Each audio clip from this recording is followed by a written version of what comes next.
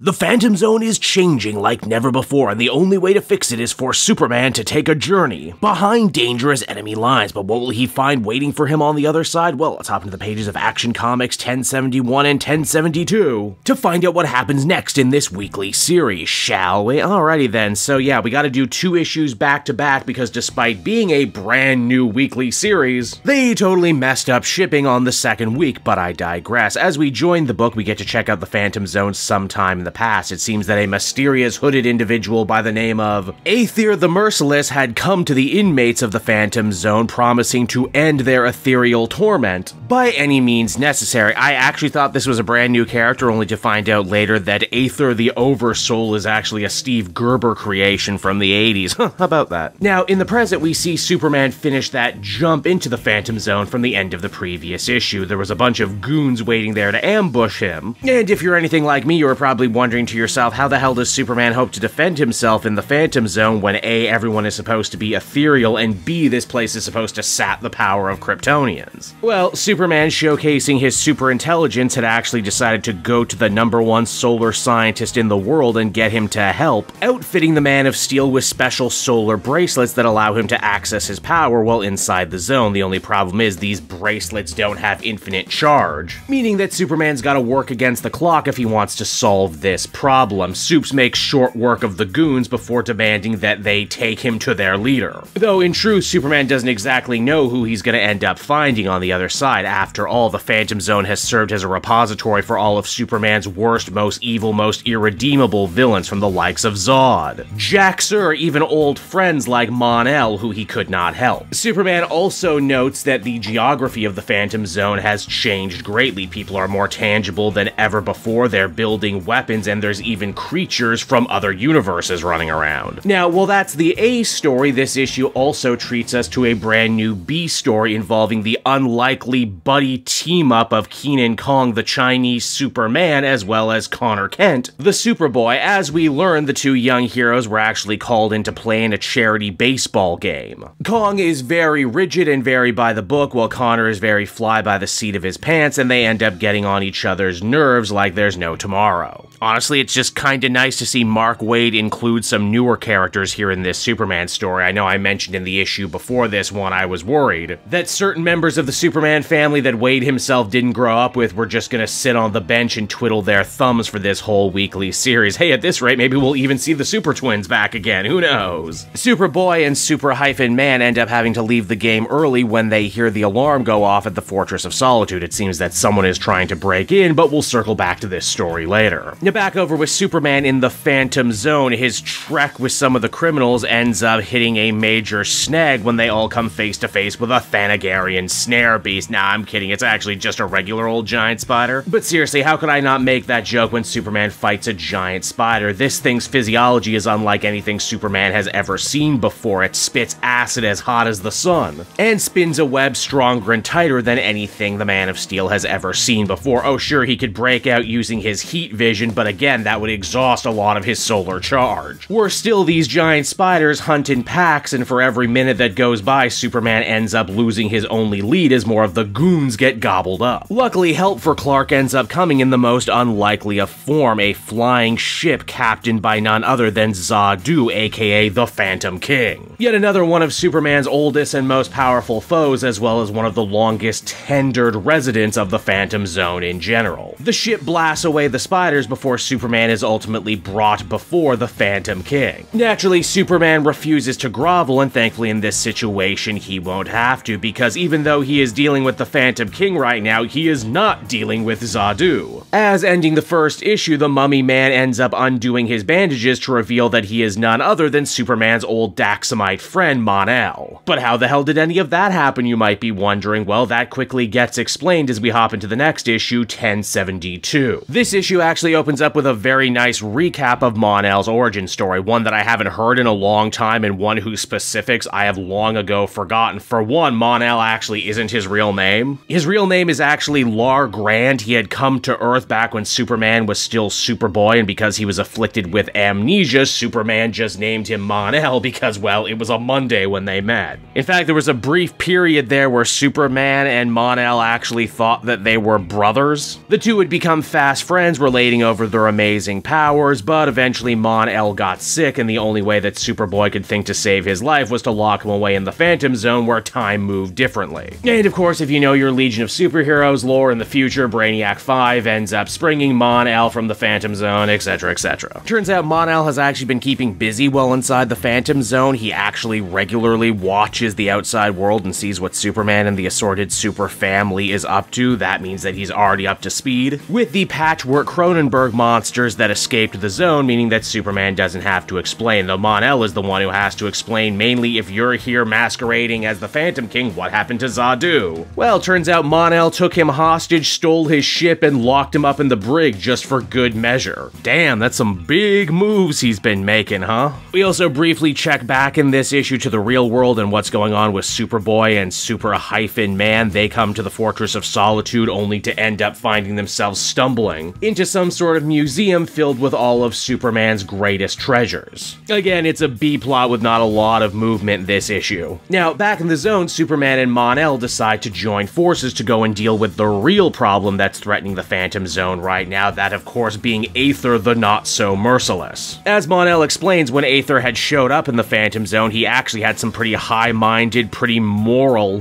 goals in mind about easing the suffering of the Phantom Zone prisoners. He gave them tangibility, he built them new lands. The only problem is that this is still a prison at the end of the day. And a bunch of the more psychopathic inmates took this opportunity to do more violence to one another. It was after that Aether's general mood changed and he went from kindly benefactor to cruel taskmaster, enslaving and torturing prisoners of the Phantom Zone to do his honestly kind of random bidding. He even chose Phantom King to become the warden of his prison, which the villain naturally took to like a fish to water. Mon-El couldn't stand by and watch this happen, and because of that he was able to rally a resistance to fight back against the Phantom King and steal his ship out from under him. Superman asked the very important question, hey, what about Phantom King's crew? What did you do with them? I only see one guy in the brig. Yeah, it's heavily implied that Mon-El killed them all, which is actually just another reason Superman has to be suspicious of his old friend who seems to be taking forever flying this ship to Aetheropolis. Though admittedly Superman's problems are only multiplying by the minute, as it's at that moment everyone realizes that the Phantom King has escaped his cell, and that's because Aether just kinda used his god power to snatch him up so he could berate him for his previous failures. It's here too we also learned that yes, Aether is 100% responsible for the Cronenberg monsters, as he's just kind of sewing people together like how someone would play with a fidget spinner without even really thinking about it. Zadu tries to plead his case to Aether, saying that there is still a chance that they can get their revenge on Superman, but they won't be able to do it in this realm. They will need to go through the prime material world. Which, unsurprisingly, as Aether removes his hood, he's already making those same plans right now. And so that was Action Comics issue number 1071 and 72, everybody. Overall, I thought this was a lot to take in, but then again, this is supposed to be a weekly series. I probably wasn't supposed to read two back-to-back, but them's the breaks. Everything continues to move at a good pace. There's a lot of fun and excitement and a sense of adventure exploring this brand new Phantom Zone for the first time. I've always liked Mon-El as a character, though I have always struggled to try and get into Legion of Superheroes, where like the bulk of his stories actually take place. So it's nice to see Mark Waid playing around with the character here in this story, while also reinforcing his original origin story and connection to Superman and the Superman family by extension. And speaking of Superman family, it's actually really fun to see Connor Kent hanging out with Kong Keenan. There's a nice feeling of old and new coming together there. It is also kind of funny too, and this is just my observation, that both in the main Superman book and over here in Action Comics, Superman is being bedeviled by all-powerful individuals wearing hoods. Overall, I think I feel comfortable giving these two issues an 8 out of 10, and I will certainly be interested to pick up the next issue, which is of course dropping this week. Hey there everyone, it's your pal Cape Joel again, and if you're seeing my face right now, that means you watched to the end of the video, and I'll always be grateful for that. Retention helps in this crazy YouTube game, and so does becoming a patron. If you head on down to the description, you can find a link to my Patreon page. Recently just redid all the tiers, a lot of cool stuff offering up there, exclusive commentaries, exclusive polls, behind the scenes concept art for Capes and Quest. That's the brand new D&D show I've started soon. Never been a better time to become a patron. You can become a patron for as little as $1 a month and help the channel grow, and help me continue to deliver content like what you just saw. So I want to thank you all, and I will see you again next time. Bye bye.